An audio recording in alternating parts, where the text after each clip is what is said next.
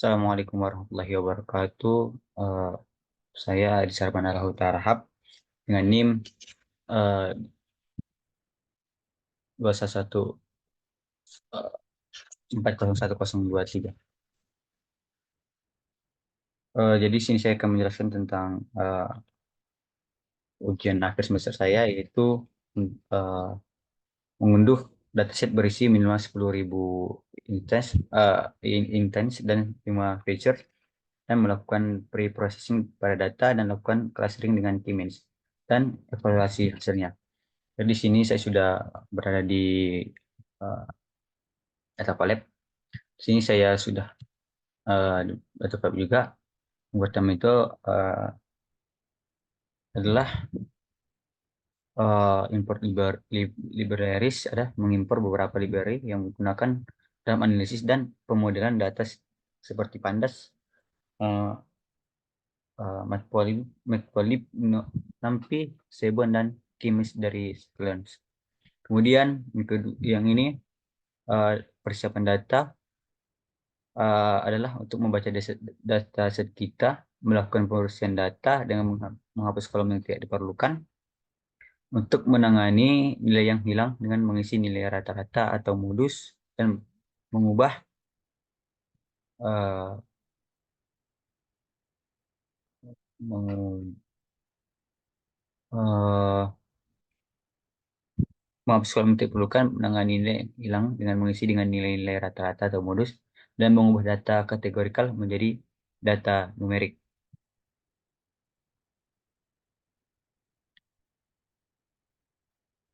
Di bagian ini, oh nanti, di bagian ini, Pak.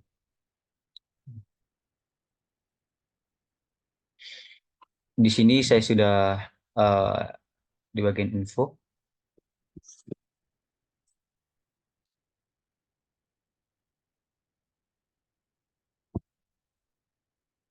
Eh, di sini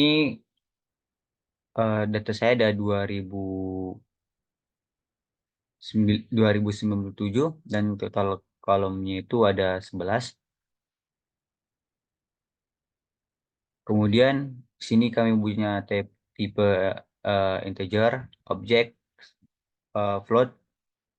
Kemudian di bagian bawahnya itu untuk mengecek apakah ada yang uh, null atau data yang tidak terpakai. Jadi di bagian jenis kami ada 1224, kemudian umur, SIM, dan seterusnya. Kemudian sudah tadi,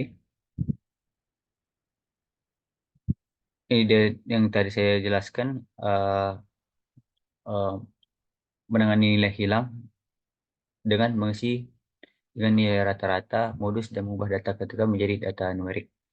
Kemudian kembali ke bagian bawah ini.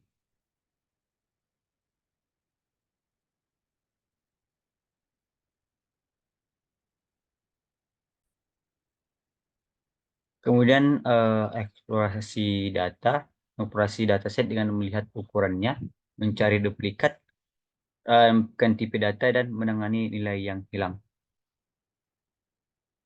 Kemudian eh,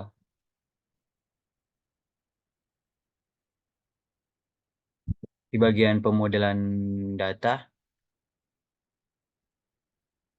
ya, bagian pemodelan data, kita di sini dapat mengoperasi dataset dengan melihat ukurannya, mencari duplikat, menampilkan tipe data, dan menangani nilai-nilai yang hilang. Kemudian pemodelannya, pemodelan di sini kita mempersiapkan data dan kemudian masukkan data lagi, dan kemudian melakukan pemodelan dengan algoritma K-means. Entah diimplementasikan secara manual, dan ini melibatkan langkah-langkah seperti inisialisasi setroid, pengumpulan data, dan pengoptimalan cluster.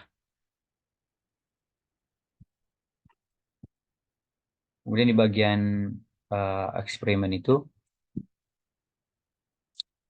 sini kita bisa melakukan eksperimen dengan berbagai jumlah cluster untuk melihat bagaimana pola cluster berubah. Ini ditampilkan dalam visualisasi yang menunjuk persebaran data dan posisi asteroid. Di sini ada keerroran, Pak. Warnanya tidak terlihat yang lain, warna yang lain. Untuk di bagian evaluasi, eh, hanya mengevaluasi kinerja model dengan menggunakan metode elbow untuk menentukan jumlah klaster yang optimal. Buat elbow, metode menunjukkan hubungan antara jumlah klaster dan nilai asteroid. Di bagian persiapan data tadi, eh, ya, di sini untuk menggunakan video read, eh, read CSV ini adalah untuk membaca dataset kita dan menyimpannya dalam data frame.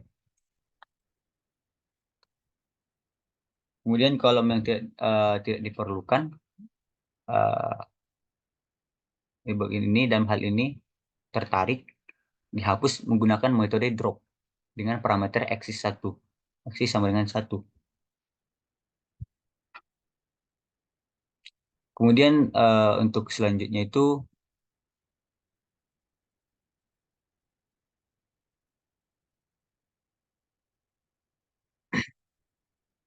kita ke bagian eh, di step ini untuk eh, mencari berapa untuk mendapatkan berapa jumlah semua datanya.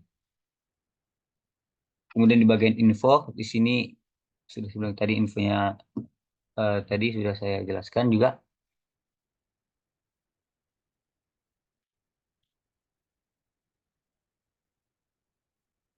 Kemudian di sini ada mengatasi missing value untuk data numerik dengan min. Di sini eh, di sini saya menggunakan metode Vilna untuk mengisi nilai yang hilang dengan nilai rata-rata atau modus dari kolom tersebut, tergantung pada apakah itu data numerik atau kategorikal. Kemudian replace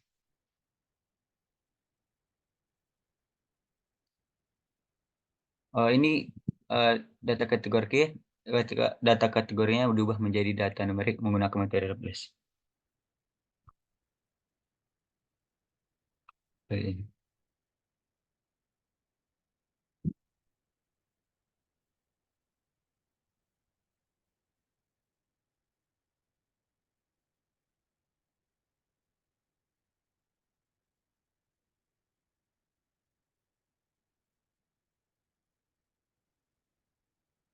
Untuk di bagian pemodelan data ini kemudian disiapkan untuk pemodelan dengan melakukan normalisasi menggunakan fungsi scalar yang mengubah setiap nilai dalam dataset menjadi data antara 0 dan 1.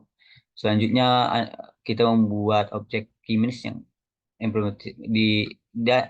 implementasikan sendiri. Kemudian algoritma key-means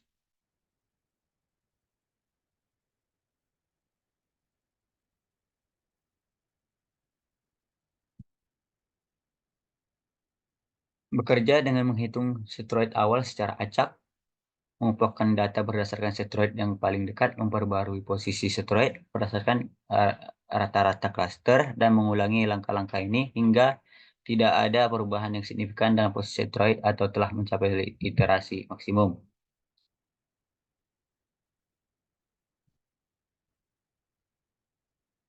Kemudian untuk bagian eksperimen,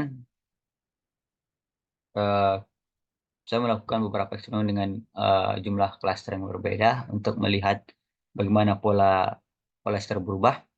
Setiap model kimia diterapkan pada dataset dan hasilnya ditampilkan dalam plot yang menunjukkan persebaran data dan posisi steroid.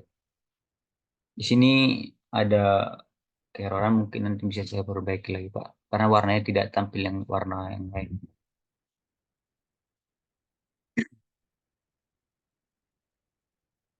Mungkin sini nggak ada, Pak.